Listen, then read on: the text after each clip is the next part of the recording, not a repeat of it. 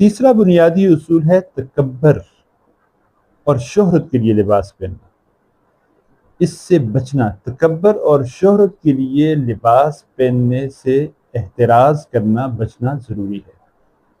تکبر کو اللہ تعالیٰ ناپسند کرتے ہیں۔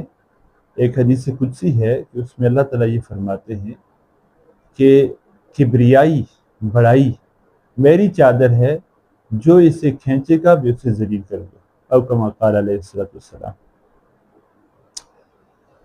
اسی طرح رسول اللہ صلی اللہ علیہ وسلم نے فرمایا من لبس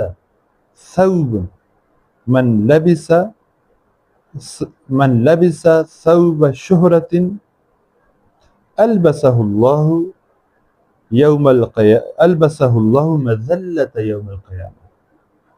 جس شخص نے شہرت کے لیے کوئی لباس پہنا تو اللہ تعالیٰ قیامت والے دن اس کو ذلت کا لباس پہنائیں گے۔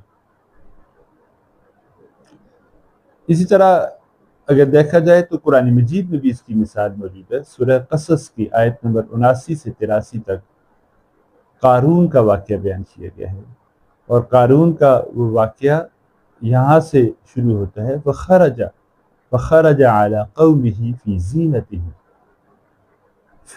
قارون اپنے مخصوص لباس یعنی ریشم کا لباس پہن کر اپنی قوم کی طرف نکلا، اور یہ ظاہر کرنے کے لیے کہ میں تم سے اعلیٰ ہوں، میرے پاس اعلیٰ لباس اور زیادہ مال و دولت ہے۔ اور پھر قوم کے سامنے جو اس نے اپنی بڑائی بیان کی تو وہ لوگ جو دنیا چاہتے تھے انہوں نے اس چیز کی حسرت کی اور کہا کہ قارون تو بڑا مالدار، انہ لذو حظ عظیم۔ لیکن جو دیندار لوگ تھے انہوں نے کہا کہ تمہارے اوپر افسوس ہے، حقیقی اجر تو اللہ کا ثواب ہے، اللہ کی طرف سے دیا گیا رزق ہے، اور حقیقی ٹھکانہ، حقیقی کامیابی تو آخرت کا ٹھکانہ ہے۔ اور پھر آگے اللہ یہ فرماتے ہیں کہ ہم نے قارون کو اور اس کے مال و متاع کو